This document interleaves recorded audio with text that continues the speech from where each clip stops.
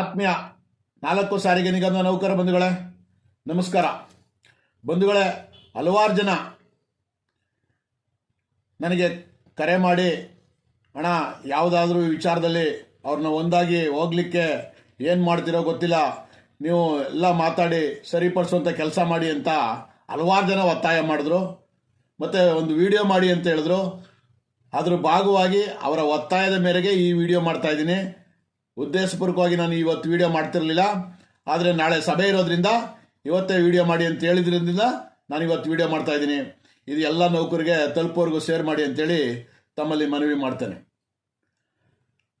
ನೋಡಿ, ನಾನು ಹಿಂದೆ ಅಂದರೆ ಮೊನ್ನೆ ಒಂದು ವಿಡಿಯೋ ಮಾಡಿದ್ದೆ. ಅದರಲ್ಲಿ ಹೇಳಿದ್ದೆ, ಏನು 19ನೇ ತಾರೀಕು ಏನು ವ್ಯವಸ್ಥಾಪಕ ನಿರ್ದೇಶಕ ನೋಟಿಸ್ ಕೊಟ್ಟಿದ್ರು, ಸೂಚನಾ ಪತ್ರನ, ಸಭೆ ಸೂಚನಾ ಪತ್ರನ. ಆ ವಿಚಾರದಲ್ಲಿ 20ನೇ ತಾರೀಕು ಒಂದು ವಿಡಿಯೋ ಮಾಡಿ, ನೋಡಿ ಎಲ್ಲ ಸಂಘಟನೆಗಳು ಒಗ್ಗೂಡಿ ಒಂದು ಪತ್ರ ಕೊಡಿ, ನಾವು ಒಂದೇ ಬಾರಿಗೆ ಬರ್ತೇವೆ, ನಮ್ಮ ನೌಕರು ಕಾಯ್ತಾ ಇದ್ದಾರೆ, ನಮ್ಮ ನೌಕರು ಹೊಟ್ಟೆ ಮೇಲೆ ಹೊಡೆಯೋದು ಬೇಡ ಅನ್ನೋ ವಿಚಾರದಲ್ಲಿ ನೀವು ಪತ್ರ ಕೊಡಿ ಅಂತ ಹೇಳಿದ್ದೆ. ಆದರೆ ಇವತ್ತು 25ನೇ ತಾರೀಕು ಇವರು ಯಾವುದೇ ರೀತಿ ಒಗ್ಗಟ್ಟಾಗಿ ಪತ್ರ ಕೊಟ್ಟಿರುವುದಿಲ್ಲ. ಒಂದು. ಎರಡನೇದು, ನಿನ್ನೆ ಒಂದು ಯಾವುದೋ ಒಂದು ನಿಗಮ ಟಿ ವಿ ಅಂತೇಳಿ ಆ ಚಾನಲ್ನಲ್ಲಿ ಒಂದಷ್ಟು ಸಂಘಟನೆಗಳು ಕೂತ್ಕೊಂಡು ಮಾತಾಡ್ತಾ ಇರುವಂಥದ್ದು, ಇನ್ನೊಂದಷ್ಟು ಸಂಘಟನೆಗಳನ್ನ ಕರೆದಿದ್ದಾವೆ ಅನ್ನುವಂಥ ವಿಚಾರ. ಒಂದು ಕಡೆ ಸಾರಿಗೆ ಟಿ ವಿ ಅಂತೇಳಿ ಒಂದು ಬಣ ಹೇಳ್ತದೆ, ನಿಗಮ ಟಿ ವಿ ಅಂತೇಳಿ ಒಂದು ಬಣ ಹೇಳ್ತದೆ. ಇವರಿಬ್ಬರು ಮಧ್ಯದಲ್ಲಿ ಸಾರಿಗೆ ನೌಕರರು ಏನು ಮಾಡ್ಬೇಕ್ರಿ? ನಿಮ್ಮ ಒಳ ಜಗಳಗಳಿದ್ರೆ ನಿಮ್ಮ ಆಫೀಸಲ್ಲಿ ಇಟ್ಕೊಳ್ಳಿ, ಇಲ್ಲ ನಿಮ್ಮ ಮನೆಗಳಲ್ಲಿ ಇಟ್ಕೊಳ್ಳಿ.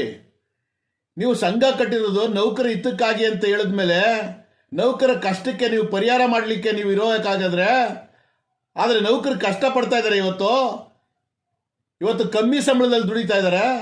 ಅಂತ ನೌಕರಿಗೆ ನ್ಯಾಯ ಕೊಡ್ಸೋದು ಬಿಟ್ಟು ನೀವು ಹೊಡೆದಾಡ್ತಾ ಇದ್ದೀರಲ್ಲ, ಬಡ್ದಾಡ್ತಾ ಇದ್ದೀರಲ್ಲ, ಇದು ಯಾವುದೇ ರೀತಿ ಸ್ವಾಮಿ? ಇದು ಯಾವ ರೀತಿ ನ್ಯಾಯ? ಸರಿ,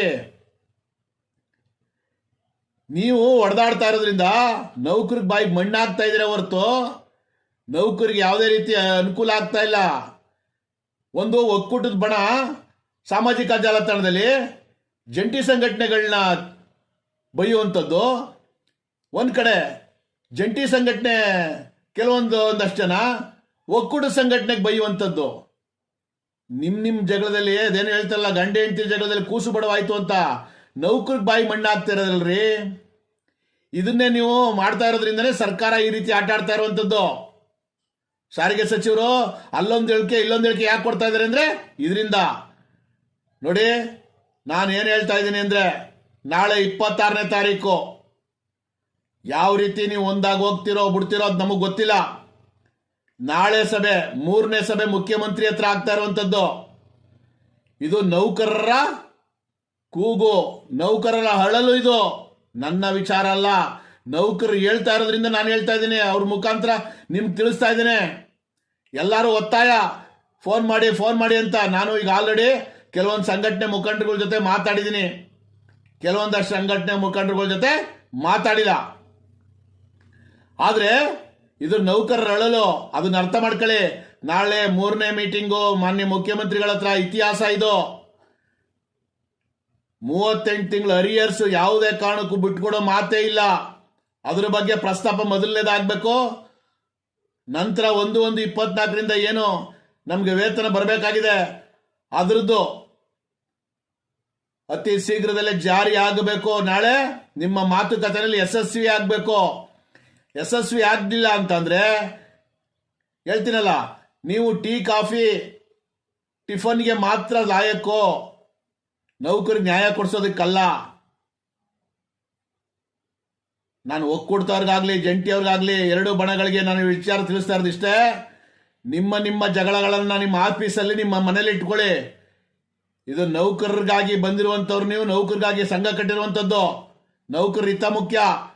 ಈಗ ಹಲವಾರು ಸಮಸ್ಯೆಗಳು, ತುಂಬಾ ಸಮಸ್ಯೆಗಳಿವೆ.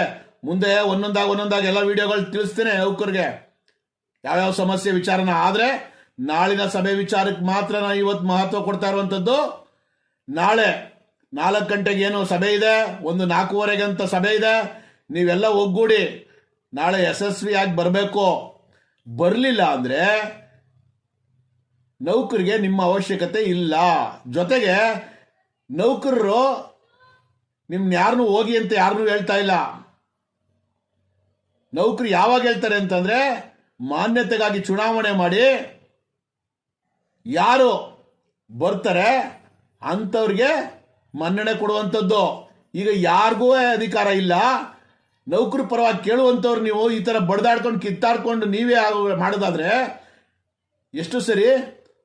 ಒಕ್ಕೂಡ್ತವ್ರು ಹಿಂದೆ ಎಲ್ಲ 2-3 ಸಲ ನಮ್ಮ ಬೆಂಬಲ ಇಲ್ಲ ಹೋರಾಟಕ್ಕೆ ಅಂತೇಳಿ ಅದ್ಗೆಡಿಸಿರುವಂಥದ್ದಾಗಿದೆ. ಈಗ ನಾಳೆ ಸಭೆಯಲ್ಲಿ ನೀವು ಒಕ್ಕೂಲೂರಿನಿಂದ ನಮ್ಮ ಬೇಡಿಕೆ ಈಡೇರಲೇಬೇಕು ಅಂತೇಳಿ ಒತ್ತಾಯ ಮಾಡಿ, ನೀವು ಒಂದು ಬಣ ವೇತನ ಪರಿಷ್ಕರಣೆ ಅಂತ ಇದ್ದೀರಿ, ಇನ್ನೊಂದು ಬಣ ಒಕ್ಕೂಡ್ತವ್ರು ಸಮಾನ ವೇತನ ಅಂತ ಹೇಳ್ತಾ ಇದ್ರೆ. ಆದರೆ ನಾನು ಹೇಳ್ತೀನಿ ಕೇಳಿ, ಹಿಂದೆ ಆಗದೆ ಇರೋ ವಿಚಾರಕ್ಕೆ ನಾವು ಎಷ್ಟು ಜನ ಅನ್ಯಾಯಕ್ಕೆ ಒಳಗಾಗಿದ್ದೀವಿ ಅನ್ನೋದನ್ನು ಅರ್ಥ ಮಾಡ್ಕೊಳ್ಳಿ. ಸರ್ಕಾರಿ ನೌಕರಿ ವಿಚಾರದಲ್ಲಿ ಎತ್ಕೊಂಡಾಗ ಅದು ಒಕ್ಕೂರ್ಲಿಂದ ಎಲ್ಲ ನೌಕರರು 4 ಸಾರಿಗೆ ನೌಕರರು 100% ಯಶಸ್ವಿ ಮಾಡಿದ್ರಲ್ಲ. ಏನು ಪಡ್ಕೊಂಡ್ವಿ? ಸಂಘಗಳ ಮೇಲೆ ತೆಗಳ್ತಾ ಇದ್ದೀರಲ್ಲ, ಏನು ಪಡ್ಕೊಂಡ್ವಿ ಅವತ್ತು? ಅದಾದ್ಮೇಲೆ ಬೆಳಗಾಂ ಮೇಲೆ ಅಷ್ಟೊಂದು ಬೆಂಬಲ ಕೊಟ್ರಲ್ಲ, ಅವತ್ತಾರ ಪಡ್ಕೋಬೋದಾಗಿತ್ತಲ್ಲ, ಅವತ್ತಾಕೆ ಪಡ್ಕೋಕ್ಕಾಗಲಿಲ್ಲ? ಬೇರೆ ಸಂಘಟನೆಗಳ ಮೇಲೆ ದೂಷಣೆ ಮಾಡೋದನ್ನು ಬಿಟ್ಟು ನೌಕರಿಗೆ ಏನು ಕೊಡಬೇಕು, ಏನು ಕೊಡಿಸ್ಬೇಕು ಅದನ್ನ ನೋಡ್ರಿ. ಒಕ್ಕೂಡ್ದವ್ರಿಗೆ ನಾನು ಕೇಳ್ತಾ ಇರೋದು ಇಷ್ಟೇ, 100% ಬೆಂಬಲ ಕೊಟ್ರಲ್ಲ ನೌಕರರು, ಏನು ಕೊಡ್ಸಿದ್ವಿ? 1 ಬೇಡಿಕೆ ಇದನ್ನು 9 ಬೇಡಿಕೆ ಮಾಡ್ದಲ್ಲಪ್ಪ. ಅವತ್ತೊಂದು ದಿನ ನಾನು ವಿಡಿಯೋ ಮಾಡಿ ಹೇಳ್ದೆ ಎಲ್ಲ ನೌಕರಿಗೂ. ಅವತ್ತೊಂದು ದಿನ ನನ್ನನ್ನೇ ವಿಲನ್ ಮಾಡಿಸಿದ್ರು ಇವರು. ನಾನೇ ಸರಿ ಇಲ್ಲ ಅನ್ನೋ ರೀತಿಯಲ್ಲಿ ಮಾಡಿಸಿದ್ರು. ಇವ್ರ ವಿಚಾರ ಎಲ್ಲ ಪ್ರತಿಯೊಂದು ಎಳೆ ಎಳೆಯಾಗಿ ಬಿಚ್ಚಿಟ್ಟೆ. ಆಗದೆ ಇರೋ ವಿಚಾರಕ್ಕೆ ಹೋಗಿ ವಜಾ, ವರ್ಗಾವಣೆ, ಪೊಲೀಸ್ ಕೇಸು, ಸಾವಿರಾರು ಜನಕ್ಕೆ ಮೆಮೊ ಕೊಟ್ಟು ಹಣ ವಸೂಲು ಮಾಡಿರುವಂಥ ಲಕ್ಷಾಂತರ ರೂಪಾಯಿ ಜನ ಕಳ್ಕೊಂಡವ್ರೆ. ಒಬ್ಬೊಬ್ಬ ನೌಕರ 100% ಯಶಸ್ವಿ ಮಾಡಲು 2 ಸಲ ಏನು ಮಾಡಿದ್ರಿ? ಆಯ್ತು, ಇವತ್ತು ಕಾಂಗ್ರೆಸ್ ಸರ್ಕಾರ ಪ್ರಣಾಳಿಕೆ ಅಂತ ವಿಚಾರ ಹೇಳ್ತಾ ಇದ್ರಲ್ಲ, 2 ವರ್ಷ ಆಯ್ತಲ್ಲ ಈಗ ಸರ್ಕಾರ ಬಂದು, 2.5 ವರ್ಷ ಸರ್ಕಾರ ಬಂದು, ಈಗ ನಮ್ಮ ವೇತನ ವಿಚಾರ ಬಂದು 2 ವರ್ಷ ಆಗ್ತಾ ಇದೆಯಲ್ಲ, 1 ತಿಂಗಳು ಬಂದ್ರೆ ಯಾಕೆ ಹೋರಾಟ ಮಾಡಲಿಲ್ಲ ನೀವು? ಒಕ್ಕೂಡ್ತವ್ರೆ, ನಿಮ್ಮನ್ನ ನಾನು ಕೇಳ್ತಾ ಇದ್ದೀನಿ, ಯಾಕೆ ಹೋರಾಟ ಮಾಡಲಿಲ್ಲ? ಇವ್ರು ಹೋರಾಟಕ್ಕೆ ಕರೆ ಕೊಟ್ಟಾಗ್ಲೂ ನೀವು ಯಾಕೆ ಬೆಂಬಲ ಕೊಡಲಿಲ್ಲ? ಈಗಲೂ ಕೂಡ ನಾನು ಹೇಳ್ತಾ ಇರುವಂಥದ್ದು, ಮೊದಲು 1/1/24 ಏನು ಬರಬೇಕು ಅದನ್ನು ಪಡ್ಕೊಂಡು ನೀವು ಆಮೇಲೆ ಮುಂದೆ ಯೋಚನೆ ಮಾಡಿ. ಯಾಕೆ ಅಂತಂದರೆ 2020ರಲ್ಲಿ 2021ರಲ್ಲಿ ಹೋರಾಟ ಮಾಡಿದಾಗ 2024ಕ್ಕೆ ವೇತನ ವಿಚಾರ ಇತ್ತಲ್ಲ, ಅಲ್ಲಿ ತನಕ ಯಾಕೆ ಸುಮ್ಮನೆ ಕೂತಿದ್ರಿ? ಮಾಡಬೇಕಾಗಿತ್ತು ಅಷ್ಟೊತ್ತಿಗೆ. 2 ವರ್ಷ ಸುಮ್ಮನೆ ಆಯಿತು. ಈಗ 2 ವರ್ಷದಿಂದ ಯಾಕೆ ಸುಮ್ಮನೆ ಇದ್ದೀರಿ? ಯಾವುದೇ ಹೋರಾಟ ಮಾಡಲ್ಲ, ಮತ್ತೊಂದು ಮಗದೊಂದು ಮಾಡಲ್ಲ. ಸುಮ್ಮನೆ ಧರಣಿಗಳು, ಎಲ್ಲರೂ ಧರಣಿಗಳು, ಅದು ಇದು ಅಂತ ಮಾಡ್ತಾ ಇದ್ರೆ ನೌಕರಿಗೆ ಯಾರು ನ್ಯಾಯ ಕೊಡಿಸ್ತಾರೆ? ಇವತ್ತು ಕಮ್ಮಿ ಸಂಬಳದಲ್ಲಿ ದುಡಿತಾ ಇದ್ದಾರೆ, ಜೀವನ ಮಾಡೋಕ್ಕಾಗ್ತಾ ಇಲ್ಲ. ಹಲವಾರು ಜನ ಕೆಲಸಗಳು ಕಳ್ಕೊತಾ ಇದ್ದಾರೆ ಶಕ್ತಿ ಯೋಜನೆ ವಿಚಾರದಲ್ಲಿ. ನಾನು ಆ ವಿಚಾರ ಎತ್ಕೊಳ್ಳಲ್ಲ, ಮುಂದಿನ ದಿನದಲ್ಲಿ ಹೇಳ್ತೀನಿ. ಇವತ್ತು ಆಗುವಂಥದ್ದನ್ನ ಪಡ್ಕೊಳ್ಳಿ. ಫಸ್ಟು ಇವತ್ತು ಏನು ಆಗಬೇಕು ಅದನ್ನು ಪಡ್ಕೊಳ್ಳಿ. ಆಗದಲ್ಲೇ ಇರೋದಕ್ಕೆ ಕೈ ಹಾಕಿ ಮತ್ತೆ ಜೇನುಗೂಡಿಗೆ ಕಲ್ಲು ಹೊಡೆದು ಕಚ್ಚಿಸ್ಕೊಂಡು ಸಾಯೋದು ಬೇಡ. ಈಗ ಆಗುವಂಥದ್ದಕ್ಕೆ ನೌಕರಿಗೆ ಕೆಲವೊಂದಷ್ಟು ಜನಕ್ಕೆ ಗೊತ್ತಿಲ್ಲ, ಕೆಲವೊಂದಷ್ಟು ಬಣಗಳು ಅವ್ರ ಕಡೆಯವ್ರಿಗೆ ಇವ್ರು ಬೈಯೋದು, ಇವ್ರ ಕಡೆಯವ್ರಿಗೆ ಅವ್ರು ಬೈಯೋದು ಸಾಮಾಜಿಕ ಜಾಲತಾಣದಲ್ಲಿ ಬಿಟ್ರೆ ಬೇರೆ ಏನು ಮಾಡ್ತಾ ಇಲ್ಲ. ಇದರಿಂದ ನೌಕರಿಗೆ 1 ರೂಪಾಯಿ ಲಾಭ ಇಲ್ಲ ಸ್ವಾಮಿ. ನಿಮ್ಮ ಒಳ ಜಗಳದಲ್ಲಿ ನೀವು ಏನು ಬೇಕಾದ್ರೂ ಮಾಡ್ಕೋಬಹುದು ಅಂತ ತಿಳ್ಕೊಂಡಿದ್ದೀರಿ. ನೌಕರರು ಹೇಳ್ತಾ ಇರುವಂಥ ಅಭಿಪ್ರಾಯ ಇದು, ನಾಳೆ ದಿನ ಏನೂ ಮಾಡ್ಕೊಂಡು ಬರಲಿಲ್ಲ ಅಂದರೆ ನಿಮ್ಮ 2 ಬಣಕ್ಕೆ ಡೆಡ್ ಲೈನ್ ಅಂತ ತಿಳ್ಕೊಳ್ಳಿ, ನಾಳೆಕ್ಕೆ ಡೆಡ್ ಲೈನ್ ಅಂತ ತಿಳ್ಕೊಳ್ಳಿ. ನೀವು ನೋಡ್ರಿ, ಸರ್ಕಾರದ ಮುಂದೆ ಹೋಗಿ ಒಂದು ಮನವಿ ಕೊಡಿ ಅಂತ ನಾನು 40 ಹೇಳಿದೆ. ಏನಂತ? ನಾವು ಒಂದಾಗಿದ್ದೀವಿ, ನಮ್ಮ ಬೇಡಿಕೆ ನೀವು ಈಡೇರಿಸ್ಬೇಕು, ನಮ್ಮನ್ನು ಒಗ್ಗಟ್ಟಾಗಿ ಕರೀರಿ ಅಂತ ನೀವು ಮನವಿ ಕೊಡಿ ಅಂತ ಹೇಳಿದ್ವಿ. ನೀವು ಕೊಟ್ಟಿದ್ದಿದ್ರೆ ಸರ್ಕಾರ ಕರೆದು ಮಾತುಕತೆ ಮಾಡುವಾಗ ಸಮಾನ ವೇತನ ಕೊಡ್ತೀನಿ ಅಂತದೋ, ಇಲ್ಲ 1/1/24ರಿಂದ ಏನು ವೇತನ ಪರಿಷ್ಕರಣೆ ಮಾಡ್ತೀನಿ ಅಂತದೋ, ಅವ್ರು ಏನು ಹೇಳ್ತಾರೆ ಅದನ್ನ ಕೇಳ್ಕೊಂಡು ಆಮೇಲೆ ನಿಮ್ ನಿರ್ಧಾರ ಮಾಡ್ಬೋದಾಗಿತ್ತು. ಅವರು ಸಮಾನ ವೇತನ ಕೊಡ್ತೀನಿ ಅಂದ್ರೆ ಕೊಡಿ ಸ್ವಾಮಿ ಅಂತ ಹೇಳ್ಬೋದಾಗಿತ್ತು. ಎಲ್ಲಿಂದ ಕೊಡ್ತೀರಿ, ಯಾವಾಗಿಂದ ಕೊಡ್ತೀರಿ, ಮಧ್ಯಂತರ ಕೊಡ್ತೀರಾ, ಏನ್ ಕೊಡ್ತೀರಾ, ಯಾವಾಗ ಮಾಡ್ತೀರಾ, 1/1/24 ಏನ್ ಜಾರಿ ಮಾಡ್ತೀರಾ ಅಂತ ಕೇಳ್ಬೋದಾಗಿತ್ತು. ನೀವು ಪತ್ರನೇ ಕೊಡ್ತಾ ಇಲ್ಲ, ಒಗ್ಗಟ್ಟೇ ಆಗಿಲ್ಲ. ನಿಮ್ಗೆ ಬೇಕಾಗಿಲ್ಲ ರೀ, ನೌಕರಿ ಹಿತ ಬೇಕಾಗಿಲ್ಲ ನಿಮ್ಗೆ, ನೌಕರಿ ಕಷ್ಟ ಬೇಕಾಗಿಲ್ಲ ನಿಮ್ಗೆ, ನೌಕರಿ ಭವಣೆ ಬೇಕಾಗಿಲ್ಲ ನಿಮ್ಗೆ. ನೀವು ಸ್ವಾರ್ಥಿಗಳು, ಸ್ವಾರ್ಥಕ್ಕಾಗಿ ಸಂಘಟನೆ ಕಟ್ಟಿದಿರಿ. ಜಂಟಿ ಸಂಘಟನೆಯವ್ರಿಗೆ ನಾನು ಹೇಳ್ತೀನಿ, ಈ ಸಂಘಟನೆಗಳಲ್ಲಿ ಹಲವಾರು ಹಿರಿಯ ಮುಖಂಡರುಗಳಿದ್ದೀರಿ. ನೋಡಿ, ನೌಕರರ ಭಾವನೆಗಳನ್ನ ಅರ್ಥ ಮಾಡ್ಕೊಳ್ಳಿ. ಸರ್ಕಾರದ ಮುಂದೆ ಹೋಗಿ ಅಹವಾಲನ್ನು ಇಟ್ಟಿದ್ರೆ ಅವ್ರು ಏನು ಹೇಳ್ತಾರೆ, ಆಮೇಲೆ ಸಮಾನ ವೇತನ ಮಾಡ್ತಿದ್ರೆ ಮಾಡಿ ಅಂತ ಹೇಳ್ಬೋದಾಗಿತ್ತು. ಇಲ್ಲ ವೇತನ ಪರಿಷ್ಕರಣೆ ಮಾಡ್ತೀನಿ ಅಂತ ಇದ್ರೆ ಅದನ್ನಾರ ಮಾಡಿ ಅಂತ ಹೇಳ್ಬೋದಾಗಿತ್ತು. ನೀವೇ ಒಂದಾಗೋಕ್ಕೆ ತಯಾರಿಲ್ವಲ್ಲ. ಇದು ನೌಕರರ ಅಭಿಪ್ರಾಯ. ನೀವು ನಾಳೆ ದಿನ ಅದೇನ್ ಮಾಡ್ತಿರೋ ಗೊತ್ತಿಲ್ಲ. ನೀವು ಸರ್ಕಾರದ ಮುಂದೆ ಜೊತೆಲೇ ಹೋಗಿ, ಅವ್ರು ಬೇರೆ ಬೇರೆ ಕರೆದಿದ್ರು, ನೀವು ಜೊತೆಲೇ ಹೋಗಿ ಕೂತ್ಕೊಂಡು ಚರ್ಚೆ ಮಾಡಿ, ಅವ್ರು ಕೇಳಿ, ಅವ್ರು ಏನು ಹೇಳ್ತಾರೆ ಕೇಳಿ. ಅದರ ನಂತರ ನಿಮ್ಮ ಉತ್ತರನ ನೀವು ಚರ್ಚೆ ಮಾಡಿ ಕೂತ್ಕೊಂಡು ಅಲ್ಲೇ ಡಿಸೈಡ್ ಮಾಡಿ ತೀರ್ಮಾನ ಮಾಡಿ. ಇಲ್ಲ ಅಂದ್ರೆ ನಿಮ್ಮ ಸಂಘಟನೆಗಳು ನೌಕರಿಗೆ ಅಗತ್ಯವಿಲ್ಲ, ಅವಶ್ಯಕತೆ ಇಲ್ಲ, ನೀವು ಮನೆಗೆ ಹೋಗ್ಬೋದು ಅಂತೇಳಿ ನೌಕರರು ಇದು ಒತ್ತಾಯ. ಅದಕ್ಕೆ ನಾನೇ ಹೇಳ್ತೀನಿ, ಮುಂದಾಳತ್ವ ವಹಿಸಿ ನೌಕರಿಗೆ ಯಾವ ರೀತಿ ನ್ಯಾಯ ಕೊಡಿಸ್ಬೇಕು ಅನ್ನೋದಕ್ಕೆ ನೌಕರ ಅಭಿಪ್ರಾಯ ಪಡೆದು ನಾ ಮುಂದೆ ಹೋಗ್ತೀನಿ. ದಯಮಾಡಿ ಈ ವಿಡಿಯೋನ ಇಲ್ಲಿಗೆ ಮುಗಿಸ್ತೀನಿ. ಯಾಕೆ ಅಂತಂದ್ರೆ ಇವತ್ತು ಮಾಡ್ತಾ ಇರುವಂತದ್ದು ನಾಳೆ ಮುಖ್ಯಮಂತ್ರಿಗಳ ಮೀಟಿಂಗ್ ನಲ್ಲಿ ಇವರು ಪಡ್ಕೊಂಡೇ ಬರಬೇಕು.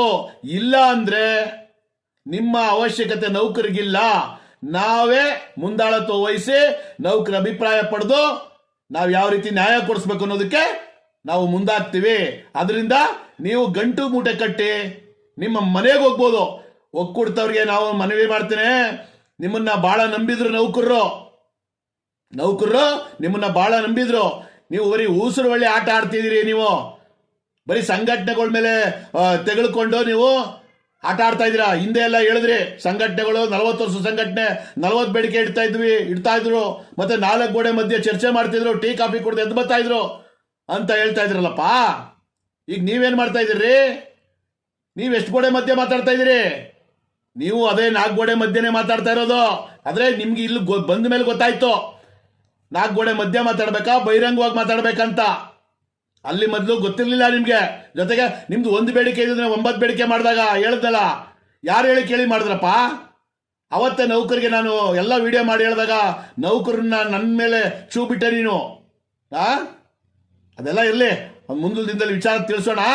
ಆದ್ರೆ ಈಗ ನೌಕರ ಹಿತಕ್ಕಾಗಿ ನೀವು ಒಕ್ಕೂಡ್ತವ್ರಾಗ್ಲಿ ಜಂಟಿಯವರಾಗ್ಲಿ ಒಗ್ಗೂಡಿ ನಾಳೆ ಮನೆ ಮುಖ್ಯಮಂತ್ರಿ ಹತ್ರ ಯಶಸ್ವಿ ಪಡ್ಕೊಂಡು ಬರಬೇಕು.